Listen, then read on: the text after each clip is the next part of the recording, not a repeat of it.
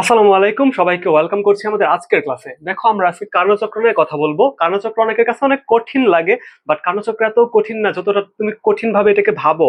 মানে কার্ণচক্রকে যদি কঠিন ভাবে পড়া হয় সেজন্য আসলে কঠিন লাগে, কিন্তু এত কঠিন না। তো কথা না বাড়িয়ে আমরা ক্লাসটা শুরু করি। তো কার্ণচক্র আমাদের টপিক আজকে, কার্ণচক্র। তো কার্ণচক্র পড়তে হলে আমাদের চারটা ধাপ সম্পর্কে জানতে হবে। যেমন চারটা ধাপে কার্ণচক্রটা সম্পন্ন হয়।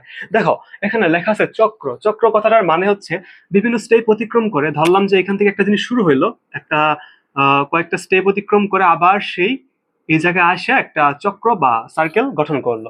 তো এই হচ্ছে একেই বলে মূলত চক্র। যেহেতু কার্ণচক্র, বিজ্ঞানী কার্নর নামে এই চক্রটা বা একটা ইঞ্জিন ডিজাইন করা হয় কার্ণচক্রের মাধ্যমে। দেখো, এই ক্ষেত্রে আমরা আহ, তাপ শক্তিকে যান্ত্রিক শক্তিতে রূপান্তর করব। তাপ শক্তিকে রূপান্তর করব হচ্ছে যান্ত্রিক শক্তিতে। কিন্তু যান্ত্রিক শক্তিতে রূপান্তর কি এমনি এমনি হবে? এমনি এমনি কিন্তু হবে না। সেজন্য আমাদেরকে একটা ইঞ্জিন বা কোনো একটা সিস্টেমের সাহায্য নিতে হবে। সেটাই বিজ্ঞানী সাদি কার্নো একটা চক্র আবিষ্কার করে বা একটা ইঞ্জিন আবিষ্কার করে, যে মানে একটা যে কনসেপ্টের উপর ভিত্তি করে পরবর্তীতে ইঞ্জিন তৈরি করা হয়, যার মাধ্যমে তাপ শক্তিকে যান্ত্রিক শক্তিতে রূপান্তর করা যায়। এই ছিল বেসিক আলোচনা। এখন যদি আমরা আমাদের মেইন কনসেপ্টে চলে আসি, আমাদের কার্নো চক্র যে আছে এটা মূলত চারটা ধাপে সম্পন্ন হয়। আমরা যদি ধাপ এক দেখি, সেটা হচ্ছে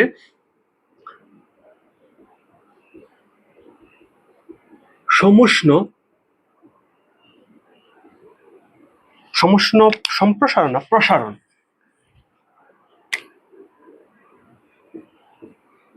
সমুষ্ণ প্রসারণ। ধাপ দুই হচ্ছে রুদ্ধতাপীয় প্রসারণ।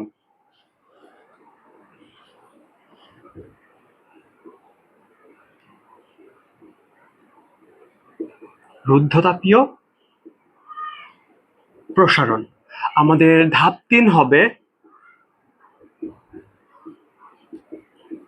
সমুষ্ণ সংকোচন। আর ধাপ চার হবে রুদ্ধ তাপীয় সংকোচন। তো আশা করছি যারা যারা ক্লাসটা করতেছো এই চারটা ধাপের প্রক্রিয়া সম্পর্কে তোমরা অবগত আছো, জানো সবকিছু। বাট আবার আমরা একটু মানে রিভিশন আকারে জিনিসটা পড়বো, যে কম সময় যারা যাচ্ছ যে কার্ণচক্রকে রিভিশন দেবে তাদের জন্য মূলত এই ক্লাসটা। তো আমরা যদি প্রথমে রুদ্ধতাপীয় প্রসারণের ক্ষেত্রে আসি। দেখো, কার্ণচক্র একটা চক্র। তো এই ক্ষেত্রে আমরা একটা গ্রাফ দেখবো, যে গ্রাফের মাধ্যমে আমরা সবগুলো স্টেপকে আলোচনা করব। তো গ্রাফটাকে যদি আমরা এখানে আঁকি, এই হচ্ছে আমাদের সেই গ্রাফটা। এখানে আমাদের এক্স অ্যাক্সিস বরাবর থাকবে হচ্ছে ভি, অর্থাৎ আয়তন থাকবে এক্স অ্যাক্সিস বরাবর, ওয়াই অক্ষ বরাবর থাকবে আমাদের প্রেসার বা পি। দেখো, কার্ণচক্র শুরু হবে এমন একটা, কিভাবে শুরু হবে? এই ক্ষেত্রে আমাদের তিনটা জিনিস লাগবে।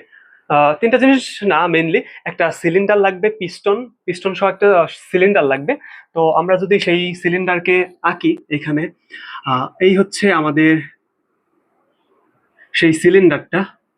এর পাশে দেখো, এই দুই পাশে দুইটা দেওয়াল, অন্তরক পদার্থ থাকবে, যেখান দিয়ে মূলত তাপ বা তাপ শক্তি প্রবেশ বা বের হয়ে যাওয়া কোনোটাই হবে না। আর এইখানে থাকবে একটা পিস্টন, আর এইখানে আমাদের গ্যাসের অণুগুলো থাকবে। ওকে, এই হচ্ছে আমাদের সেই পিস্টনটা। এখন এই ক্ষেত্রে আমাদের তাপ উৎস, তাপ গ্রাহক এবং হচ্ছে কি জানে বলো এটারে, অন্তরক একটা পৃষ্ঠ লাগবে। দেখো, এটা হচ্ছে তাপ উৎস, এইটা হচ্ছে তাপ গ্রাহক, আর এটা হচ্ছে সেই অন্তরক।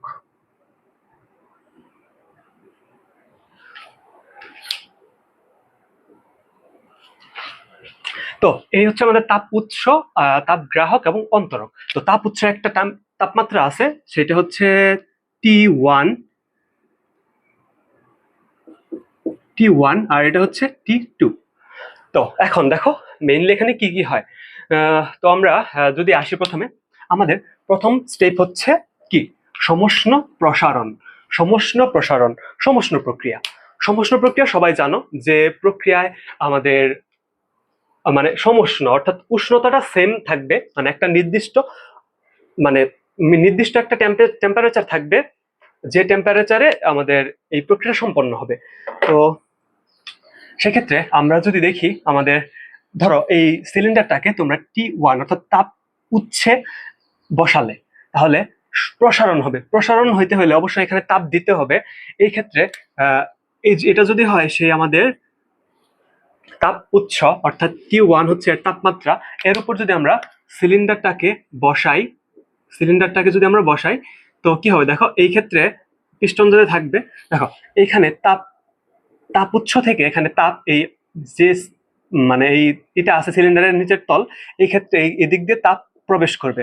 তারপরে আমাদের কি হবে, আমাদের এই সিলিন্ডারটার যে টেম্পারেচার আছে সেটা T1 টেম্পারেচারের সমান হয়ে যাবে, অর্থাৎ তাপীয় সাম্যাবস্থায় চলে আসবে। তো এই ক্ষেত্রে তাপীয় সাম্যাবস্থায় কিন্তু চলে আসবে। তো দেখো এখানে যদি আমরা একটা বিন্দু দেখি, এই বিন্দুতে আমরা এরকে এ ধরে নিলাম, এর যদি মান লিখি আমরা ভি, এই ক্ষেত্রে আমরা V1 ধরে নিব, আর ধরে নিব হচ্ছে P1।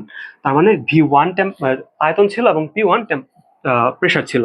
তো এই হচ্ছে এ বিন্দু। এখন কি হবে দেখো, এ বিন্দু যে কোনো একটা তাপমাত্রায় ছিল, কিন্তু তাপ গ্রাহকে বসানোর পরে এটা T1 তাপমাত্রায় চলে আসছে। আমরা সবাই তাপীয় সমতা যে কনসেপ্ট আছে সেইটা জানি। তো এখানে দুইটা পদার্থ T1 টেম্পারেচার চলে আসছে। তো এখন কি হবে দেখো, T1 টেম্পারেচারে চলে আসছে, এই ক্ষেত্রে হবে রুদ্ধতাপীয় প্রসারণ। প্রসারণ মানে এই ক্ষেত্রে আমাদের গ্যাসটা প্রসারিত হবে। তাপমাত্রা নির্দিষ্ট একটা তাপমাত্রায় তাপ শক্তি যখন বৃদ্ধি পাবে, তখন কিন্তু আমাদের গ্যাসটা প্রসারিত হবে। তো গ্যাসটা প্রসারিত হতে হলে দেখো, গ্যাসটা প্রসারণ তার মানে কি, আমাদের আয়তন আছে, আয়তনটা বৃদ্ধি পাবে। আয়তন বৃদ্ধি পাচ্ছে, এইদিকে আমাদের আয়তনটা বৃদ্ধি পেয়ে, এই যে আয়তনটা বৃদ্ধি পেয়ে এখানে চলে গেল। তো এই হচ্ছে আমাদের বি পয়েন্ট। বি পয়েন্টে আমাদের আয়তনটা, সরি হ্যাঁ, আয়তনটা বৃদ্ধি পেল, আয়তনটা হয়ে গেল আমাদের V2। আর আমাদের যে প্রেসার ছিল, প্রেসারটা কিন্তু এই ক্ষেত্রে কমে গেছে। দেখো এখানে ছিল প্রেসার, এখানে চলে আসছে, তো প্রেসারটা হবে P2। আর এই মধ্যবর্তী যে টেম্পারেচারটা আছে সেটি কিন্তু হচ্ছে T1, কারণ এখানে তাপমাত্রার কোনো পরিবর্তন হয় নাই, কারণ এটা হচ্ছে সমুষ্ণ প্রক্রিয়া। তো সমুষ্ণ প্রক্রিয়ায় উষ্ণতা সেম থাকবে, তাপমাত্রা সেম অর্থাৎ T1 সেম থাকবে, বাট এখানে তাপ শক্তি কিন্তু গেছে। তাপ শক্তি যাওয়ার কারণেই সিস্টেমটা আর কি, আমাদের যে আয়তন সেটা বৃদ্ধি পাইছে এবং প্রেসারটা কমে গেছে। আমরা সবাই জানি যে আয়তন বাড়লে চাপ অবশ্যই কমবে। তো এইভাবে আমাদের বি পয়েন্টে চলে আসছে। এখন আমাদের পরের স্টেপ হচ্ছে রুদ্ধতাপীয় প্রসারণ। দেখো এখানে আমাদের সিলিন্ডারটাকে আমরা বসাইছিলাম হচ্ছে আমাদের তাপ উৎসের উপর। এখন আমরা এটাকে তাপ উৎস থেকে আমরা এটাকে নিয়ে বসাবো হচ্ছে আমাদের যে অন্তরক পদার্থটা ছিল, অন্তরক যে একটা স্টেজ ছিল, সেটার উপর যদি আমরা সিলিন্ডারকে বসাই, দেন দেখো আমাদের কি হবে এই ক্ষেত্রে। ও আরেকটা জিনিস খেয়াল করো, এই ক্ষেত্রে আমাদের সিলিন্ডারের যে উপরের পিস্টনটা আছে এটাও কিন্তু অন্তরক পদার্থেরই তৈরি। তো এটাকে যদি আমরা আবার এটার উপর বসাই, দেন কি হবে দেখো, এই দিক দিয়ে তাপ প্রবেশ করতে পারবে না, বা কারণ এটা হচ্ছে অন্তরক পদার্থের তৈরি। আবার এদিক দিয়েও তাপ প্রবেশ করতে পারবে না, কারণ এই নিচের পৃষ্ঠটা বা এটাও কিন্তু আমাদের অন্তরক। তো অন্তরক দিয়ে, তার মানে এখানে কিন্তু চারিদিকেই আবদ্ধ, অর্থাৎ রুদ্ধতাপীয়, মানে এখানে কোনো তাপের আদান প্রদান বা তাপমাত্রার কিন্তু কোনো পরিবর্তন এখানে হবে না। তো এই ক্ষেত্রে কি হবে, প্রসারণ হবে। প্রসারণ মানে কি দেখো, প্রসারণ হবে, বাট কিভাবে প্রসারণটা হবে, এখানে তো আমরা বাইরে থেকে কিছু দিতেই পারলাম না। আমরা কিন্তু জানি যে রুদ্ধতাপীয় প্রক্রিয়ায় আমাদের যে DU আছে, অভ্যন্তরীণ শক্তি, সেটা দ্বারা আমাদের কাজটা হয়ে থাকে। সেই ক্ষেত্রে আমাদের রুদ্ধতাপীয় প্রক্রিয়ায় আমাদের গ্যাসের যে অভ্যন্তরীণ শক্তি DU, DU এটা দিয়েই কিন্তু আমাদের সেই, অর্থাৎ DW যে আছে, DW -DU, এটা কিন্তু আমরা জানি। তো এইভাবেই কাজটা সম্পন্ন হবে। তাহলে অভ্যন্তরীণ শক্তি হ্রাস পাবে, আমাদের কাজটা কিন্তু সম্পন্ন হবে। তাহলে সেই ক্ষেত্রে আমাদের যে পয়েন্ট পাবো এটা এইখানে চলে আসবে। তো এই হচ্ছে আমাদের এটা কি হলো, এখানে দেখো সমষ্ণ প্রসারণ এখন হবে রুদ্ধতাপীয় প্রসারণ। দেখো যেহেতু প্রসারণ, তার মানে এখানে আমাদের আয়তনটা বৃদ্ধি পাবে। আয়তন বৃদ্ধি হয়ে, ধরলাম এটা সি পয়েন্ট, সি পয়েন্টে আয়তন হয়ে যাবে V3, আর আমাদের প্রেসার হয়ে যাবে P3।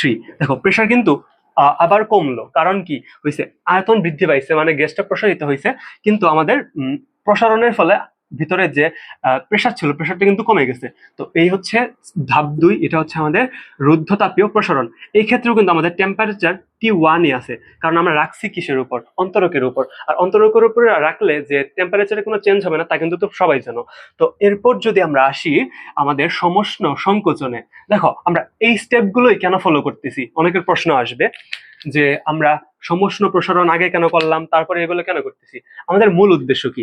আমরা এইখান থেকে একটা স্টেপ শুরু করব, শুরু করে একটা চক্র সম্পন্ন করব।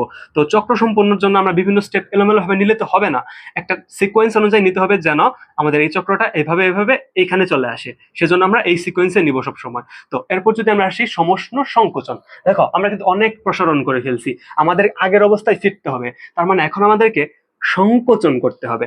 সংকোচন যদি আমরা করি, দেখো এখন সমষ্ণ সংকোচনে আমাদের এইখান থেকে আমাদের এইখানটায় চলে আসবে। এটা হচ্ছে আমরা ডি পয়েন্ট যদি ধরি, তাহলে দেখো ডি পয়েন্টে আমাদের, আচ্ছা এটা কি একটু উপরের দিকে হয়েছে? না, এটা একটু নিচের দিকে দিই, দাঁড়াও।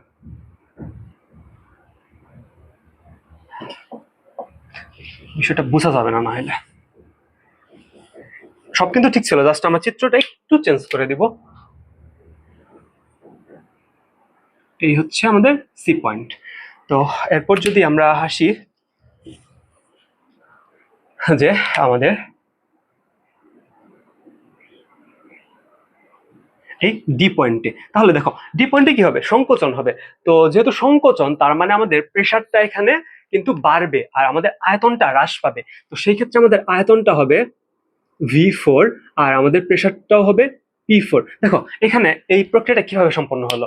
এটা তো সিলিন্ডারটা আমরা রাখছিলাম কিসের উপর? স্টেপ 2 তে, অর্থাৎ রুদ্ধতাপীয় প্রসারণের ক্ষেত্রে একটা অন্তরকের উপর। কিন্তু এখন আমাদের করতে হবে কি? সংকোচন করতে হবে। আর সংকোচন করা মানে কি? আমাদের তাপ সরিয়ে নিতে হবে। তাহলে এখানে T1 টেম্পারেচার এই গ্যাসগুলোর মধ্যে ছিল, এই গ্যাসগুলোর মধ্যে T1 টেম্পারেচার ছিল। তো আমরা T1 কে এখন এমন একটা টেম্পারেচার নিয়ে যাবো যেন টেম্পারেচার এখান থেকে কমে। তাহলে কি করতে হবে? তাপ গ্রাহকে বসাতে হবে। তখন আমরা কি করব? এখানে আমাদের যে তাপ গ্রাহক আছে, অর্থাৎ তাপ গ্রাহক, যার তাপমাত্রা হচ্ছে T2, তাপ গ্রাহকে আমরা সিলিন্ডারটিকে এইভাবে বসাবো। সিলিন্ডারটিকে এইভাবে বসালাম। তো বসানোর পরে কি হবে? তাপীয় সাম্যাবস্থায় আসবে, অর্থাৎ আমাদের সিলিন্ডারের গ্যাসের যে তাপমাত্রা আছে সেটা আমাদের তাপ গ্রাহকের তাপমাত্রার সমান হবে। তার মানে এক্ষেত্রে কি হবে? দেখো তাপ কিন্তু এখানে T2 হয়ে যাবে। তো T2 হয়ে যাবে। আর এই ক্ষেত্রে দেখো তাপ শক্তিটা আমাদের গ্যাসগুলো থেকে বেরিয়ে আমাদের এই তাপ গ্রাহকে যাবে। মানে তাপ শক্তি কিন্তু এক্ষেত্রে পরিবর্তন হবে, কিন্তু এই প্রক্রিয়াটার ক্ষেত্রে, মানে এই সি থেকে ডি পর্যন্ত আসার ক্ষেত্রে আমাদের তাপমাত্রা T2 কিন্তু কনস্ট্যান্ট, মানে তাপমাত্রার কোনো চেঞ্জ হবে না, অর্থাৎ সমষ্ণ, অর্থাৎ উষ্ণতাটা সেম থাকবে। বাট এখানে চেঞ্জটা কি হবে? এখানে চেঞ্জ হবে হচ্ছে তাপ শক্তি যেটা আছে সেটা কিন্তু চেঞ্জ হবে, অর্থাৎ তাপ শক্তির বর্জন ঘটবে। কিভাবে বর্জন ঘটবে? দেখো এখন এই ক্ষেত্রে আমাদের V3 ছিল, এখন V3 থেকে V4 এ আসছে। এই ক্ষেত্রে কিন্তু আমাদের আয়তনটা অনেক বেশি পরিমাণ হ্রাস পাইছে।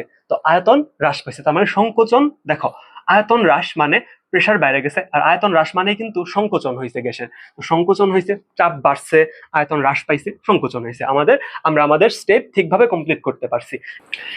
এরপরে স্টেপ হচ্ছে রুদ্ধতাপীয় সংকোচন, অর্থাৎ এই প্রক্রিয়ায় কিন্তু আমাদের রুদ্ধতাপ প্রক্রিয়ায় সংকোচন ঘটবে। দেখো রুদ্ধতাপ প্রক্রিয়া কিভাবে হয়েছে? একটা অন্তরক পদার্থের উপর আমরা সিলিন্ডারকে বসাইছি, তার মানে আমরা T2 তে ছিল, অর্থাৎ আমাদের তাপ গ্রাহকে ছিল, সেখান থেকে সরিয়ে আমরা এখন বসাবো আবার আমাদের অন্তরকে। তো অন্তরকে বসানো মানে হচ্ছে বাইরে থেকে কোনো তাপ এখানে প্রবেশ করতে পারবে না, মানে তাপমাত্রা কোনো চেঞ্জ হবে না।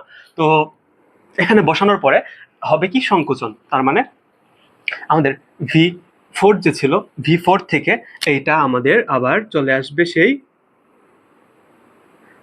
V1 এ, অর্থাৎ আমাদের আগের যে আয়তনটা ছিল ঠিক সেই আয়তনে চলে আসবে। কখন চলে আসবে?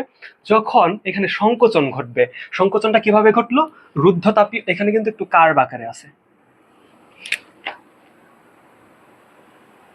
আমাদের কার্নোচক্রের স্টেপ যে আছে, অর্থাৎ ডি থেকে আমরা এতে চলে গেলাম রুদ্ধতাপীয় সংকোচনের মাধ্যমে। এই ক্ষেত্রে কিন্তু আমাদের টেম্পারেচার আবার T2-ই থাকলো।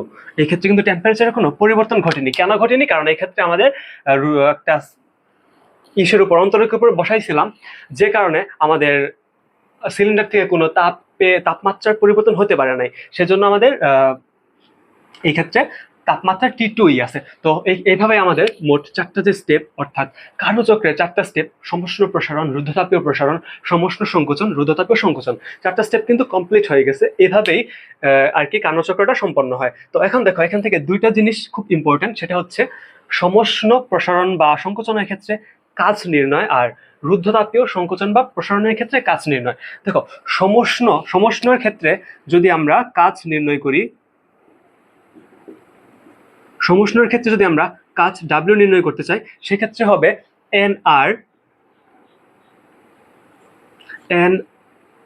nRT ln V2 by V1। এই হবে আমাদের কাজ নির্ণয়, nRT ln V2 by V1। আর যদি আমরা রুদ্ধতাপীয় ক্ষেত্রে কাজ নির্ণয় করতে চাই,